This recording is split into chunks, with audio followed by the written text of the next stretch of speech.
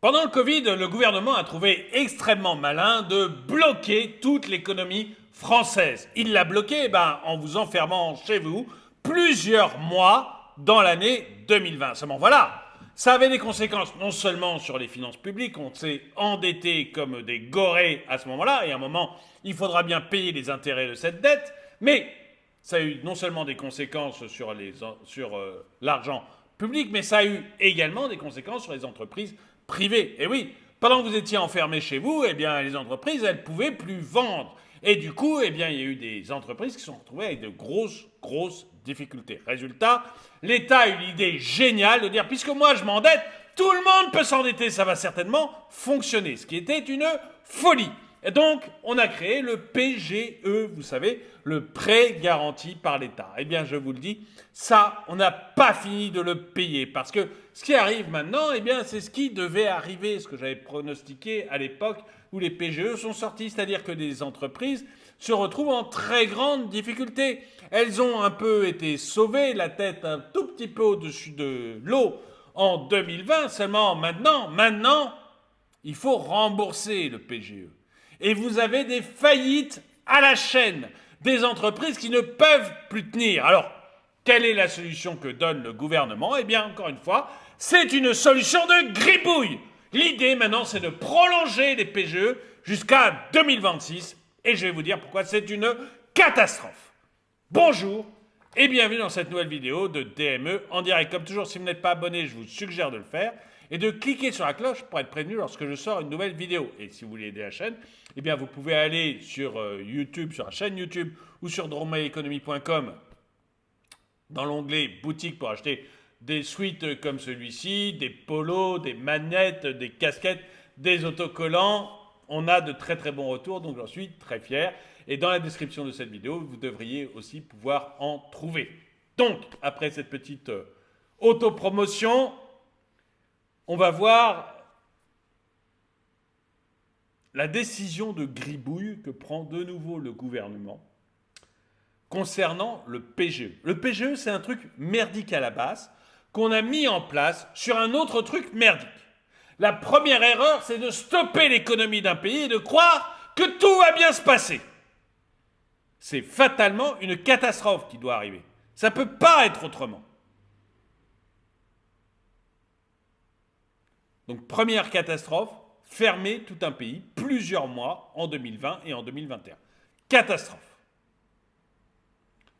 Ensuite, pour compenser la catastrophe, on crée une deuxième catastrophe, des prêts garantis par l'État qu'on remboursera plus tard.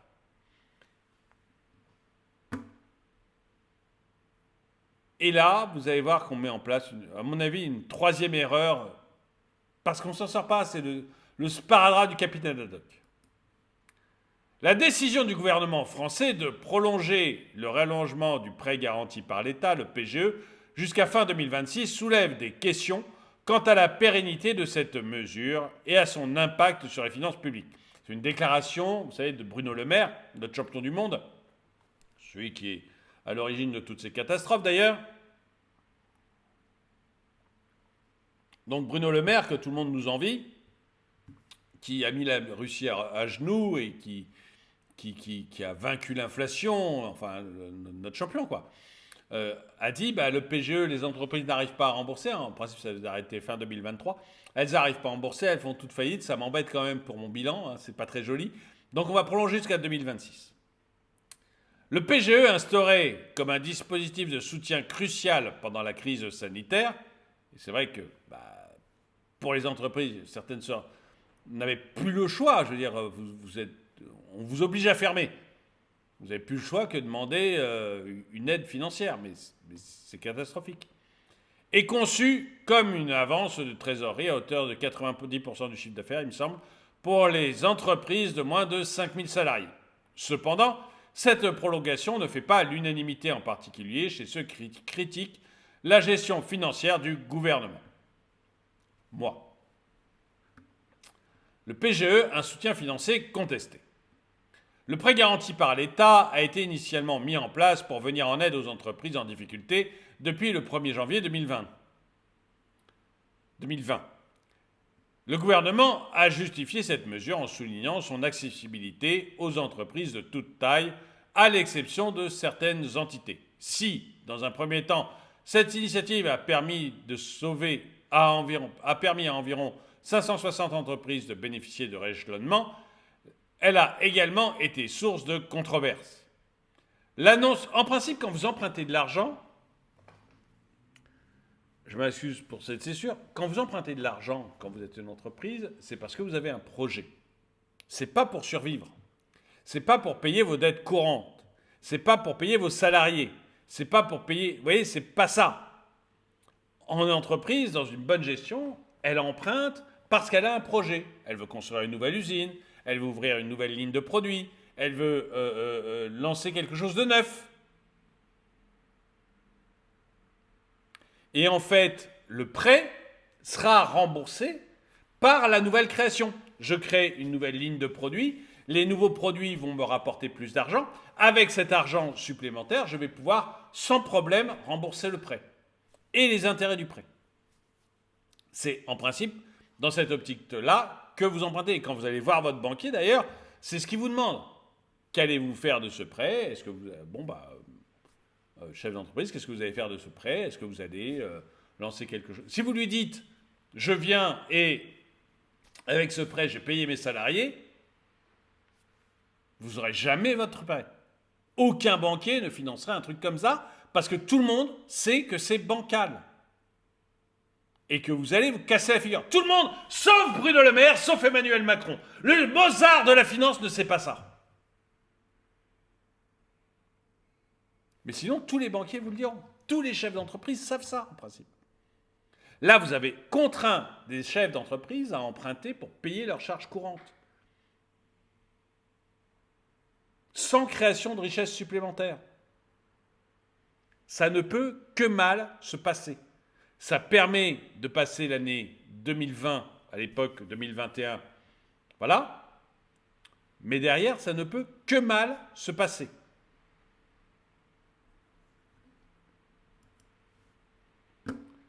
L'annonce de la prolongation jusqu'à fin 2026 a suscité des inquiétudes quant à son impact sur l'endettement des entreprises.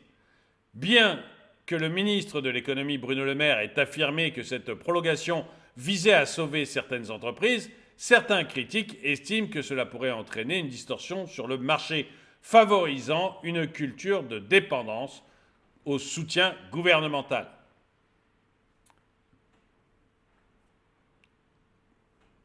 Mais j'ai l'impression que ça fait rêver nos gouvernements de vous transformer en mendiants, quoi. Ils transforment les entreprises en mendiants, ils transforment la population en mendiants. Ça les fait rêver. C'est leur truc. Une petite aide, une petite subvention, un petit machin, ils aiment bien. Et bon, comment ils vont les payer, ils en ont aucune idée, hein, mais ils aiment bien. Les montants et la durée des points de friction. L'un des points de friction réside dans les montants accordés par le PGE. Selon les règles établies, le PGE ne doit pas dépasser 25% du chiffre d'affaires hors taxe 2019 pour les entreprises créées avant janvier 2019. En revanche, pour les entreprises plus récentes, le montant est basé sur la masse salariale estimée des 2 premières années d'activité. Cette méthode de calcul était critiquée, oui c'est un peu juste, et critiquée, pourquoi pas, pour son manque de précision et son potentiel à favoriser une distribution inéquitable des fonds. La durée totale du prêt, limitée à 6 ans, soulève également des interrogations. Certains estiment que cette période pourrait être insuffisante pour permettre aux entreprises de se redresser complètement, tandis que d'autres considèrent que la prolongation jusqu'en 2026 pourrait prolonger artificiellement la dépendance des entreprises à ce dispositif. Et puis, vous allez avoir là-dessus le problème des entreprises zombies, c'est-à-dire des entreprises qui ne survivent que parce qu'il y a ce prêt. C'est un problème sur lequel j'avais alerté déjà en 2020, quand c'est arrivé en place. J'avais dit, le problème, c'est que vous avez des entreprises qui vont prendre les plus gros PGE possibles, uniquement parce qu'elles auraient fait faillite en 2020, quoi qu'il arrive, même si la situation avait été normale, et se disent, comme ça, je vais gagner 1 ou 2 ans. Quand une entreprise zombie fonctionne, elle prend des clients à une entreprise qui se porte bien. Je prends souvent l'exemple de 2 restaurants. Vous avez votre restaurant qui marche très très bien, qui fonctionne super. Les clients sont contents, vous faites une bouffe merveilleuse, vous avez des salariés pour les servir. Tout se passe bien. Bon, bah, Et à côté de vous, vous avez un autre restaurant, pas terrible. La nourriture n'est pas bonne, les clients ne sont pas satisfaits. Mais, bah voilà, il y a une partie de la clientèle qui vont chez eux, ne serait-ce que la clientèle de passage, parce qu'elles ne savent pas que c'est un mauvais restaurant. Et ce mauvais restaurant à côté de vous, il ne fonctionne pas réellement. Parce que toute la clientèle habituée, bah, elle vient chez vous, elle ne va pas chez eux parce qu'ils sont mauvais. Mais il n'empêche que ce restaurant zombie, qui devrait fermer s'il n'avait pas les aides de l'État, il va continuer à survivre. Et il vous pique à vous une partie de votre clientèle. La clientèle de passage, une partie va chez eux, alors que bah, s'ils fermaient parce qu'ils sont mauvais, s'ils fermaient, ils viendraient tous chez vous. Ce que ça fait comme problème, c'est que vous avez moins de moyens pour investir. Donc vous ne pouvez pas investir davantage, peut-être embaucher des nouveaux serveurs, peut-être refaire vos tables, agrandir votre terrasse. Vous avez tout ça. Peut-être même que vous auriez envie, vous, d'acheter les murs à côté. Où est ce mauvais restaurateur? Vous auriez peut-être envie d'acheter les murs pour y mettre une annexe de votre restaurant. Et donc fonctionner davantage. Et en fait, c'est un peu le problème c'est même pas un peu, c'est complètement le problème des entreprises zombies. Ce sont des entreprises qui parasitent les entreprises qui fonctionnent normalement. Et ce PGE, il va favoriser les entreprises zombies. Alors je ne dis pas que toutes les personnes qui ont le PGE sont des entreprises zombies. Ce que je dis, c'est que vous avez peut-être vous demandé un PGE et peut-être que votre entreprise est hyper légitime. Je n'ai pas de problème avec ça. Je dis juste que ça va favoriser des entreprises zombies. Et puis vous, chef d'entreprise, si vous êtes chef d'entreprise, mais je m'adresse à vous, vous avez peut-être un PGE, votre entreprise ne va pas bien, elle ne va pas bien du tout. Vous savez que vous n'arriverez pas à rembourser ce PGE, vous le savez. Mais on vous prolonge jusqu'à 2026. Donc vous dites, 3 ans de plus, ça marchera peut-être, etc. Et vous allez continuer à perdre de l'argent. J'ai fait une vidéo où je parle beaucoup de boulangers qui ont cette difficulté, où ils perdent de l'argent tous les mois, puis ils arrêtent de se payer. Ils arrêtent de se payer pour pouvoir, pendant 2, 3, 4 mois, pour pouvoir, malgré tout, survivre, faire survivre leur entreprise. Et ça, ce sont des plans, en fait, qui vous conduisent à la faillite, inexorablement. La seule différence entre couper immédiatement les choses et les couper dans 6 mois, c'est que vous serez, vous, en tant que chef d'entreprise, appauvri. Et que vous aurez plus de difficultés à rebondir. Et ça, le PGE, allonger le PGE de fin 2023 à 2026, ça va créer énormément ça. Et moi, je serais pour quelque chose de beaucoup plus net. C'est-à-dire dire, écoutez, déjà, bon, j'aurais pas fait la bêtise de fermer, mais je l'ai dit à l'époque, donc, et c'est pas un truc rétrospectif, c'est que si vous allez voir sur ma chaîne Droma Economy, ma chaîne principale, ce que je disais en 2020 sur ces fermetures, vous verrez que j'étais clair dès le début. Ça va être une catastrophe pour les commerces, une catastrophe pour la restauration, une catastrophe pour l'hôtellerie. Il ne faut pas le faire. Je le disais clairement, il ne faut pas le faire. Les PGE, j'étais très clair aussi. Il ne faut pas le faire. Donc vous voyez, donc j'aurais pas fait ces conneries. Mais maintenant qu'elles sont faites, qu'est-ce que je ferai? Je stopperai les PGE à la date prévue. C'est 31 décembre 2023, c'est fini. Vous n'arrivez pas à rembourser, vous faites faillite. Dit comme ça peut paraître salaud, mais je pense vraiment que je vous rendrai service. C'est-à-dire que si vous n'avez pas réussi à rembourser votre PGE, alors il y a des cas où certains vont réussir à s'en sortir si on allonge jusqu'à 2026, mais ils seront minoritaires. La plupart des cas, vous avez juste des gens qui sont en train de mourir à petit feu. Et plus vous attendez, plus vous repoussez l'échéance, moins ils auront de trésorerie pour rebondir. Ils vont arrêter de se payer, ils vont vivre sur leur épargne. Ils vont remettre de l'argent personnel dans l'entreprise en se disant « comme ça, on va essayer de repartir ». Et dans l'immense majorité des cas, ils échoueront. Alors ça peut paraître dur de dire 31 décembre 2023, c'est 31 décembre 2023, c'est terminé. Ça peut paraître extrêmement dur, mais je pense, moi, que ça rendrait service à certains chefs d'entreprise, parce que j'ai été, moi, chef d'entreprise pendant longtemps. Je sais exactement comment ça marche. On a toujours l'espoir. Sinon, on fait pas entrepreneuriat, on fait salarié. Hein. On a l'espoir chevillé au corps. Et notre entreprise, c'est notre bébé. Donc, on ne veut surtout pas lâcher le truc. Mais, encore une fois, beaucoup de gens vont se ruiner dans cette affaire-là. Et il faut lâcher le truc. C'est très dur, mais il faut lâcher le truc tant qu'on a encore un peu d'argent, tant qu'on a encore un peu d'épargne, pour se relancer. Dans autre chose, dans la même chose, peu importe, pour se relancer. Et ça, encore une fois, voilà, on a un gouvernement qui ne comprend rien à l'entrepreneuriat, rien à l'entrepreneuriat, qui ne comprend rien à l'économie. On a un ministre de l'économie qui, visiblement, ne comprend rien à l'économie.